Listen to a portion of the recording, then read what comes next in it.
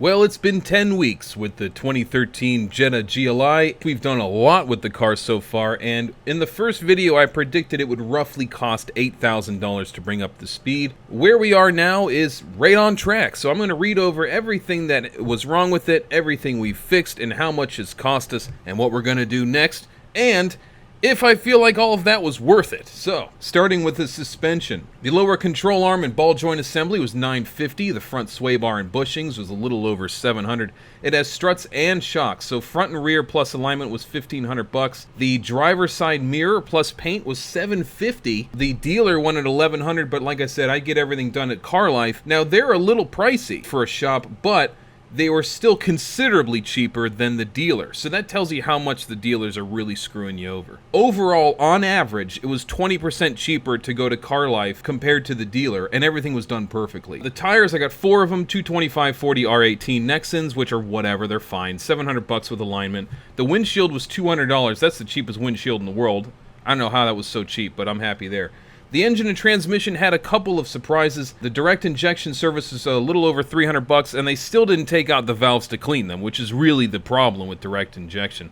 They kind of cleaned everything around it, like the fuel lines and the gunk in the intake and everything, and that was helpful. But really the problem is still there, and the valves are covered in carbon, so we'll have to deal with that at some point. The spark plugs replaced for $260, trans fluid flush was $340, coolant flush was $160, air filter $60, fuel filter $113.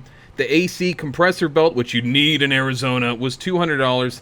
The engine oil cooler, that was a surprise I didn't expect, at $935. The timing cover gasket was $240, and then we have tax and miscellaneous. The total was around $7,600 or so. Not bad considering I was willing to bite on $8,000. So we have a little bit to play with. Now, we haven't touched the wheels or the paint problems, mostly because I live in an apartment, which means I'm not allowed to work on the car or clean it myself. So I have to go through an automatic car wash. So if you have nice paint or nice wheels or your car is lowered, never ever go through an automatic car wash unless it's opening day and you're the very first car. So every time I go through there, which I have no choice because I love their vacuums and I got to clean the car at some point, there's new problems in the paint and it's black and you see everything on this car. But that's not the car's fault. Overall impression after driving the car every day for 10 weeks. DSGs, now I had never driven one before. I either drove a traditional automatic car with a torque converter or a stick shift where you're fully involved.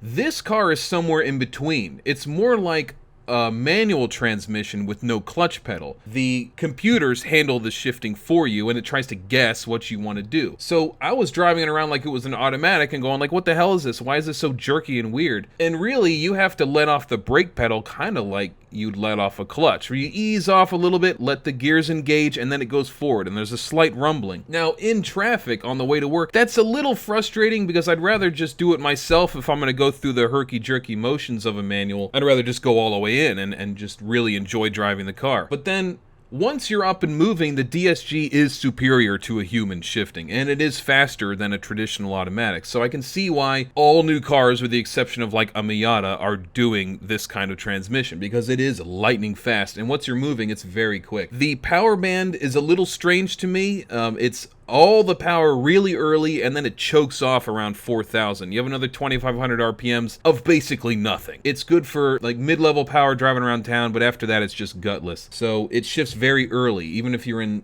sport extreme mode, which I've only tried like twice, and that was alright. The best part about the 2013 GLI, black on black, in the hottest state in the world, 120 degrees out there in the summer, and it's already heating up, and we're only in the middle of April. The AC in this car is so cold, so fast. Now, I've driven close to 300 cars in my life. Completely different makes, models, sizes, years from different parts of the world.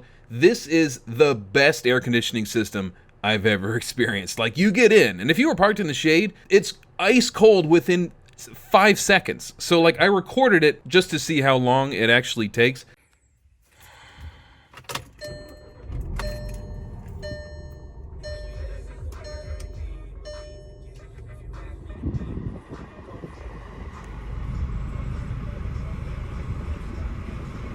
And it's cold. Am I going to keep it? Yes, of course. At this point, sunk cost fallacy tells me that it's too late to pull out. I'm already in. Now, normally if you spend $8,000 on a car, you kind of think it's going to look different. It looks exactly the same. but it does drive better and it feels better, and I think it's going to be able to take the summer just fine. In terms of what things cost compared to other cars, it's more expensive than a regular Jetta, but cheaper than like a low-level Audi. So some parts are astronomical, and then others are reasonable. So it's kind of a mixed bag. It was only expensive all in one chunk because we were trying to get it all done. If you ignore it, it gets real bad. But if you stay on top of it, it's generally palatable. But then after this, I think maintenance will be easy to swallow. Is this a good car? Yeah, it's pretty good. If I bought the car for $8,000 and then had to spend another $8,000 to bring it up to where it is, I'd be upset. But like I said, I got the car for free. So it's almost like I bought the car now at $8,000 and there are no problems. We're gonna do wheels. I don't know about the paint, like I said, because as soon as I put it through the car wash, it's gonna be ruined again. But the wheels, we gotta do the wheels. I'm thinking of just refurbing the ones that are on it, because you can't really go deep dish on these. And some of the wheels, I'll be honest, I've been looking at hundreds of them, and I'm not really into it, and I don't really care for the Euro look, and they only look good if you lower it, and if you lower the car, I can't go through the goddamn car wash. So we're just gonna refurb the wheels that are on it, and they're not bad looking. That's the update. Thanks for coming by, and I'll see you guys next time.